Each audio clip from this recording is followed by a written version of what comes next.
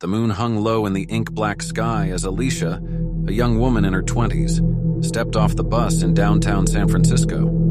It was the late 1960s, and the city was abuzz with the counterculture movement. Alicia, like many others, had come to San Francisco in search of freedom and adventure. Little did she know that her arrival would coincide with a reign of terror that would grip the city and haunt her for the rest of her life. The reign of the Zodiac Killer. As Alicia settled into her new life, she couldn't help but be captivated by the city's vibrant atmosphere. The streets were alive with music, art, and a sense of possibility that seemed to hang in the air. She found a job at a local bookstore, made friends with fellow free spirits, and even started dating a charming musician named Jack. But beneath the veneer of this idyllic existence, a darkness loomed.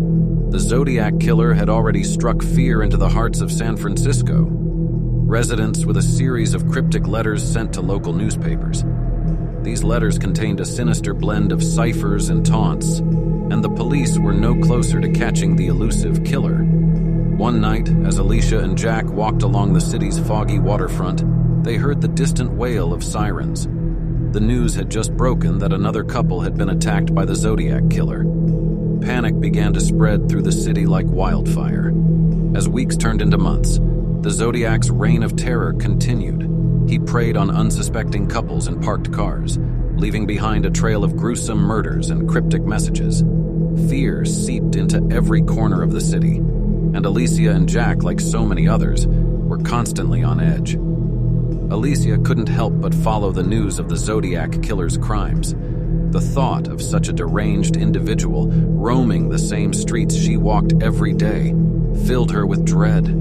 She watched as the police struggled to decipher the killer's ciphers and capture him. The city was paralyzed by fear, and trust in law enforcement eroded. One evening, after closing the bookstore, Alicia noticed a shadowy figure lurking in the dimly lit alley behind her apartment building. Her heart raced as she fumbled for her keys, fear coursing through her veins. She made it inside just in time, slamming the door shut and locking it. Her breaths came in shallow, panicked gasps as she peered out the window, but the figure had vanished into the night. Alicia's once charmed life had transformed into a nightmare. She began to question every shadow, every unfamiliar face, wondering if the Zodiac was lurking nearby. Sleepless nights turned into weeks, and her once rosy complexion grew pale.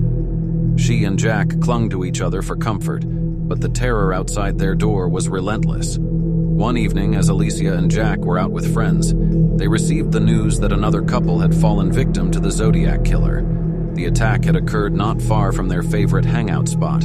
The fear that had simmered within them now boiled over. With the city in a state of panic, Alicia and Jack decided to take matters into their own hands. They joined a group of concerned citizens who were determined to catch the elusive killer. Together, they pored over the Zodiac's ciphers, trying to decipher the hidden messages that might lead them to him. Weeks turned into months of tireless investigation. Alicia and Jack followed every lead, chased down every clue, and analyzed every piece of evidence. Their obsession with unmasking the Zodiac became all-consuming, their lives revolving around the hunt for a killer who seemed to always be one step ahead. Then, one fateful night, as Alicia and Jack were sifting through old newspaper clippings and cryptic letters in their makeshift investigation headquarters, they stumbled upon a breakthrough. Hidden within one of the Zodiac's ciphers was a message that hinted at his next target, a location that held a dark significance for the killer. With a sense of urgency, Alicia and Jack rushed to the police with their discovery. The authorities were skeptical, but agreed to investigate the lead. As the days passed, the city held its breath, hoping that the cryptic clue would finally unmask the Zodiac. On a chilly night, the police staked out the location indicated in the cipher. Hours turned into an eerie stillness as they waited, tension hanging thick in the air. Then, as the moon cast eerie shadows across the landscape, a figure emerged from the darkness, a man who seemed to materialize out of thin air.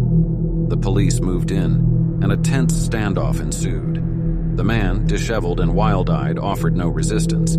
He was taken into custody, and as the city awoke to the news, a collective sigh of relief swept through San Francisco. Alicia and Jack watched as the man was paraded in front of the cameras, his face a twisted mask of anger and confusion. The authorities declared that they had finally captured the Zodiac Killer, bringing an end to his reign of terror. But even as justice was served, Alicia couldn't escape the feeling that something was amiss.